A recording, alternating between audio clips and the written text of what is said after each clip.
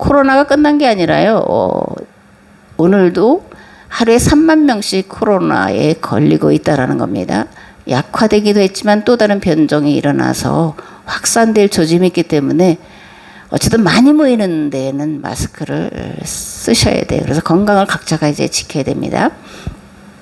어쨌든 오늘 함께 나눌 말씀은 다니엘서 2장인데 2장 1절에서 30절 말씀을 봉독하겠습니다. 느부갓네살이 다스린 지 2년이 되는 해에 느부갓네살이 꿈을 꾸고 그로 말미암아 마음이 번민하여 잠을 이루지 못한지라. 왕이 그의 꿈을 자기에게 알려주도록 박수와 술객과 점쟁이와 갈대아 술사를 부르라 말하매 그들이 들어가서 왕의 앞에 선지라. 왕이 그들에게 이르되 내가 꿈을 꾸고 그 꿈을 알고자 하여 마음이 번민하도다니 갈대아 술사들이 아람 말로 왕에게 말하되 왕이여 만수무강하옵소서. 왕께서 그 꿈을 종들에게 이르시면 우리가 해석하여 드리겠나이다 하는지라. 왕이 갈대아인들에게 대답하여 이르되 내가 명령을 내렸나니 너희가 만일 꿈과 그 해석을 내게 알게 하지 아니하면 너희 몸을 쪼갤 것이며 너희의 집을 거름더미로 만들 것이요 너희가 만일 꿈과 그 해석을 보이면 너희가 선물과 상과 큰 영광을 내게서 얻으리라. 그런즉 꿈과 그 해석을 내게 보이라 하니 그들이 다시 대답하여 이르되 원하건대 왕은 꿈을 종들에게 이르소서. 그리하시면 우리가 해석하여 드리겠나이다 하니 왕이 대답하여 이르되 내가 분명히 아노라. 너희가 나의 명령이 내렸음을 보았으므로 시간을 지연하려 함이로다. 너희가 만일 이 꿈을 내게 알게 하지 아니하면 너희를 처치할 법이 오직 하나이니 이는 너희가 거짓말과 망령된 말을 내 앞에서 꾸며 말하여 때가 변하기를 기다리려 함이라. 이제 그 꿈을 내게 알게 하라. 그리하면 너희가 그 해석도 보일 줄을 내가 알리라 하더라.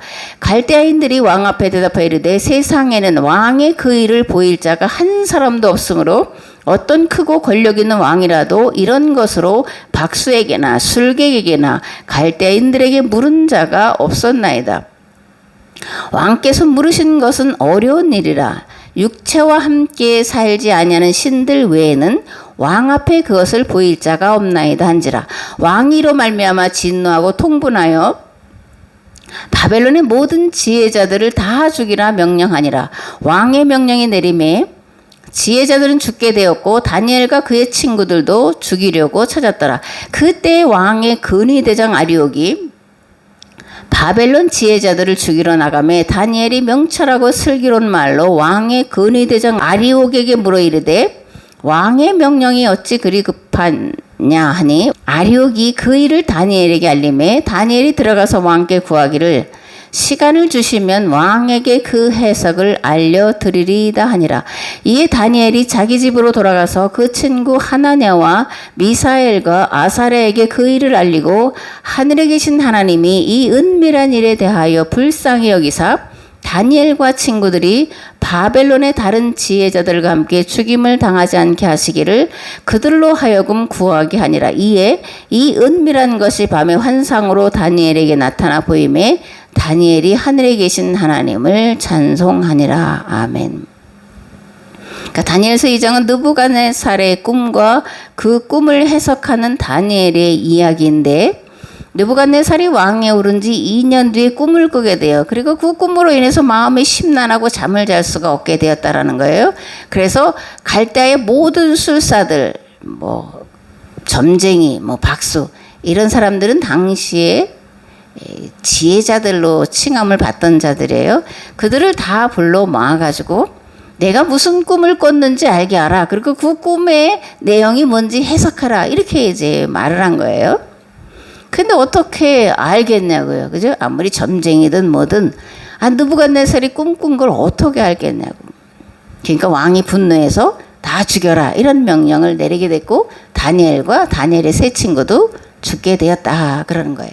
다니엘이 이 소식을 듣고 왕에게 시간을 달라 그렇게 말하고 친구들과 함께 기도했더니 하나님 우리를 불쌍히 여겨 주옵소서 기도했더니 하나님이 다니엘에게 그 꿈이 무엇인지를 알게 하셨다. 그래서 이제 아리옥에게 가서 내가 왕의 그 꿈이 무엇인지 그 꿈의 내용이 무엇인지를 말씀할 수 있도록 나를 왕에게로 인도해달라 이렇게 요청을 하고 왕 앞에 나아갔다 이런 이제 얘기입니다. 이 느부갓네살의 꿈과 이렇게 오버랩되는 게 있는데 창세기 41장에 나오는 바로의 꿈이에요. 그죠? 요셉이 감옥에 갇힌 지 만 2년이 지났을 때 바로가 꿈을 꾸게 돼요. 그리고 그 꿈을 해석할 차를 잤는데 아무도 그 꿈을 해석할 수가 없었고 이 바로는 아주 걱정, 근심과 두려움에 사로잡히게 됩니다. 그러면 바로가 꿈을 꾸게 된 원인은 무엇일까? 뭐 자다가 꿈을 꿨나 그런 생각을 할 수도 있지만 이제 뭐라 그래요? 예지몽 이런 말도 쓰는데 어쨌든 그런 꿈을 꿨습니다. 그런데 이 바로가 꾼 꿈은 요셉 때문에 꿨다. 이제 우리가 이렇게 해석을 하는 거예요. 왜 요셉 때문에 바로가 꿈을 꿨을까? 요셉이 애굽을 구원할 방법을 비로소 찾아냈기 때문에 이제 그 일을 이루어야 할 때가 됐기 때문에 그것을 이룰 권력을 가진 바로에게 하나님이 직접 개입하신 사건이다. 그런 말씀을 드립니다. 아멘. 문제는 뭐냐면 요셉이 여전히 이제 감옥에 갇혀 있었다라는 거예요. 뭐 술 맡은 관원장과 떡 맡은 관원장의 꿈을 해석했더니 그대로 됐는데 잊어버렸다. 그게 2년이 됐다. 이제 이런 거죠. 2년 동안 그럼 요셉은 감옥에서 뭐 했냐? 억울하다고 불평하고 원망했을까? 아닌 거죠.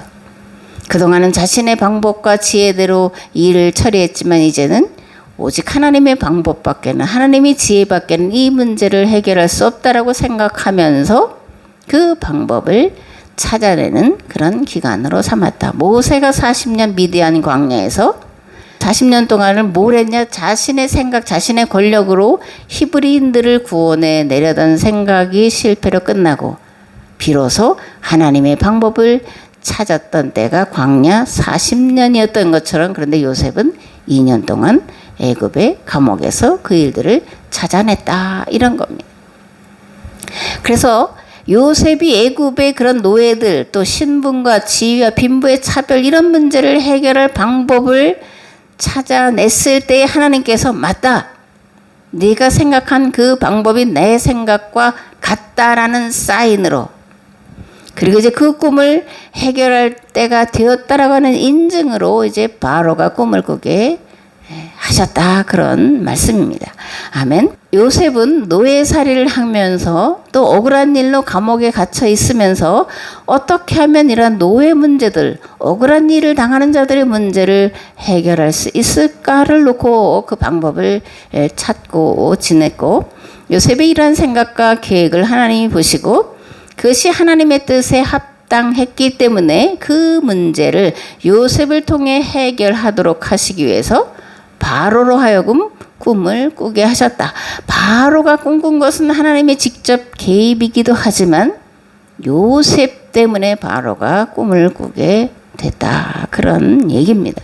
하나님은 이 세대의 문제를 가지고 고민하는 자들 그 문제를 해결할 준비가 된 자들 그래서 그 일을 실행할 수 있도록 그 일을 실행할 어떤 힘을 가진 또는 권력을 가진 그 무엇보다 교회 공동체에게 꿈을 주시고 그리고 그것을 이루도록 역사하신다. 지금은 그런 때다. 우리가 이렇게 바로의 꿈 얘기와 느부갓네살의 꿈 얘기를 오늘 우리 현실에 해석을 하고 그리고 적용해야 되지 않을까 그런 생각을 합니다. 아멘.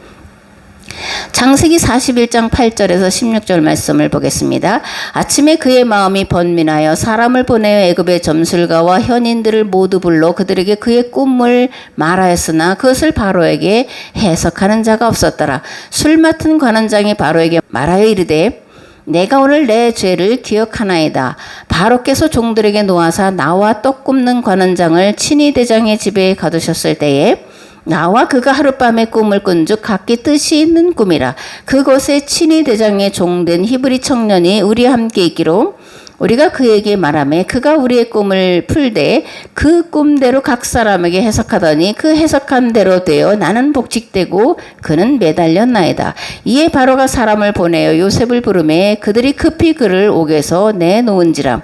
요셉이 곧 수염을 깎고 그의 옷을 갈아입고 바로에게 들어가니 바로가 요셉에게 이르되 내가 한 꿈을 꾸었으나 그것을 해석하는 자가 없더니 들은즉 너는 꿈을 들으면 능히 푼다 하더라. 요셉이 바로에게 대답하여 이르되 내가 아니라 하나님께서 바로에게 편안한 대답을 하시리이다. 아멘. 그 앞에 것을 이제 설명하기 위해서 이 본문의 말씀을 전해드렸습니다.